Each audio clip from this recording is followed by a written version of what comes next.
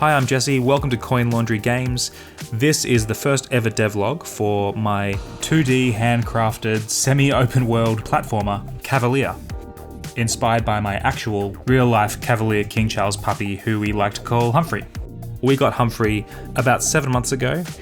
This is some footage of him when we first got him, and he was such a cutie pie. He still is, and he loves being adventurous, he loves snooping around, so I thought, wouldn't it be great to take him on his own little medieval adventure? Now, everything you're seeing here is temporary. It's all rough backgrounds, things are missing, but it's really a first look at the game as a whole, so you get a sense of the general vibe.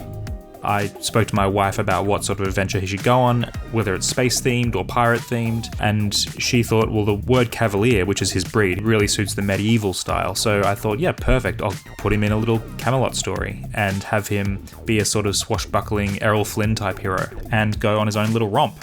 He's the king's best friend. It's in the name, King Charles Cavalier, so it was perfect. And I drew a lot of inspiration from old Disney cartoons like Robin Hood and even Gummy Bears. Gummy Bears is set in this really bright, colourful medieval world. It was so nostalgic looking back on that and getting the theme song stuck in my head. I taught myself game design by doing mobile games, and then I had this ambitious idea about a different 2D platformer that I still really want to make one day, but it's a little bit too big for now, so Cavalier is something that's a little more suited to a small scale project. Something I could actually release on Steam and go through the process of what it's like to create and finish a game. And as it turns out, Humphrey was the perfect little hero to travel with me on that journey.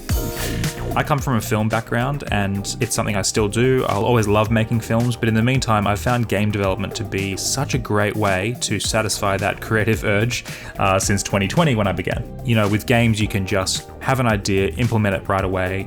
You don't have to wait for a crew or a budget to be approved. You can just go straight in and do it. I'm going to talk a bit about the story more in future devlogs, but the general premise is that a sorcerer makes everyone in the kingdom vanish, including the king. And that incident happens right at the start of the game. Humphrey wakes up in his kennel, realizes he's been empowered, he's been enchanted by the bone collar around his neck, which was a gift from the king, so that in the event of an emergency, Humphrey would be able to step up and become the hero as a last resort for the kingdom. And that's where it all kicks off. There's a lot of lore that'll go into it, and I've started writing the overall narrative of the game, but I'm going to save that for another time, and today I'm going to focus mainly on what I've been doing the last few months, which is really leveling up my art. I never developed my art to the degree that I wanted to. I always wished I had focused since childhood on art instead of getting sidetracked and doing other things that I loved. Now I'm really finding that passion again. Since 2020, we were all kind of locked down and we were learning new skills, and for me it was drawing and animating. The animation process is really what attracts me to games, more so than coding. I'm not really a coder, so I've found visual scripting to be what's helped me get through. But really what draws me back to make this game each time I sit down is grabbing that Apple Pencil and drawing on the iPad. I really love it. And I've just forced myself to get better and better. The first few designs I did for this character were not so good. It took me a while, and eventually I persisted and I stopped doing the thing that I've done for years, which is get discouraged and say, I'm not as good as the professional artist, I'm going to stop here. My art is by no means the best art I've seen, but it's the best art that I've done. And I think that's all you can really hope for, is seeing yourself as your biggest competition and not comparing yourself to others, because you'll never be as good as that professional who's been doing it for 20 years. You can only be better than you were last week. And so that's my goal, is just make something that looks cohesive, appealing to the eye, and just get better each time you draw something. It's also amazing when you do a design that's a little okay, like this ladybug here, it looks fine. It's a little primitive and I'll probably improve it later on, but you make it move and it probably gives it 50% extra oomph and pizzazz and magic. I mean, animation really is kind of a magic. That's the exciting thing about animation, is you get extra value out of what you've drawn. Almost everything that I've drawn, even if it's not the best work that I've done that week, is just elevated by having it move. I do my animating in After Effects, which is unusual. You don't hear a lot of game devs using After Effects, but I knew that it would be my fastest way into skilling up when it comes to animation.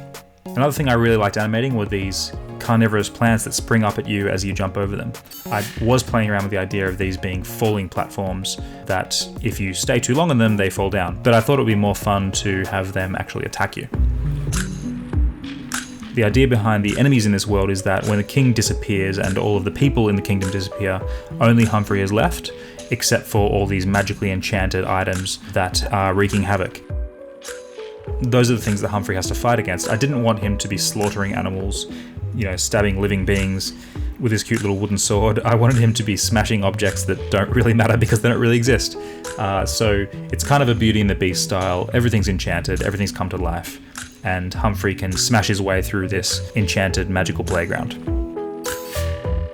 I wanted this 2D, hand-drawn, handcrafted approach. I didn't want to be too blocky, so I didn't want to use tile maps.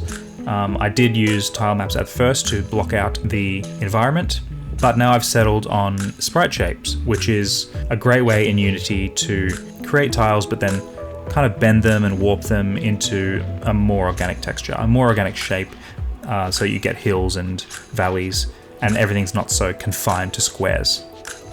There's only 2 main levels at the moment. I'm working towards creating a demo of this game, but what I did at the start is I sketched these levels on paper, on the iPad, and that really allowed me to explore what I wanted to do with the level flow. It was actually really easy to just erase something when I realized actually before you can enter this door, maybe it's a good idea to have to achieve this, and then kind of make the player explore a little bit before proceeding. I put that sketch into Unity and let Humphrey run around in the sketch, and that was primarily to check the size of things. I used these blue blocks to place around the world and gave them platform scripts so that you can actually jump around on things. And then using that sketch behind the blue blocks, I then tested the size, tested the placement of everything, and then I went back to the iPad, resketch, make any tweaks that I needed to do, and then repeat. And then it was just weeks and weeks and weeks of leveling up my art and making it look better. This castle tower here, I wanted a moment where Humphrey actually goes inside, and then the camera shifts to the interior, you climb up, you go outside a window, and then you continue upwards. So I drew this massive tower, and it was a lot of fun to implement, but I came across a problem when I brought the sprite into Unity. It was just too low res, it didn't look good, and I couldn't figure out why, it just looked really pixelated. So I did a little test, I chopped the image in half, and I put it back in, and it was crisp, it looked nice, because I knew that I'd drawn it at the right resolution, so I was glad to find out that the file itself was actually okay. So the plan now is to chop the tower art into 3 different pieces and go from there. The other thing I realized by looking at it more closely in game is that it just didn't look detailed enough. You can see the paint strokes, you can see the smudges, and that's fine if you want that style, but I'm going for a little more of a crisp style than that. So I took it back, which is a hard thing to do when you've already spent 2 nights working on this tower art. I just forced myself to keep going, and I went back and kind of repainted over the whole thing in more high concentrated detail, giving the bricks better shading and whatnot. Next we'll be designing the interior, but I think that's for another week. Well, that's probably enough for one devlog today. I've covered quite a bit of material, maybe too much, but the next one will be a little more focused and not so scatterbrained. There's just been a lot to talk about because I've been having so much fun. There is a Steam page up if you would like to visit there and wishlist the game. Wishlists really help me know that people are following the game's progress and interested to see when it becomes available. Any of you following that would be a huge help. Now, since this is the first ever devlog, there will be precisely 0 subscribers when I launch, so if you can hit subscribe, that goes a long way to telling me that this content has value. Thank you so much for joining me at the start of this devlog journey, and I can't wait to show you more and bring you along on Humphrey's little adventure.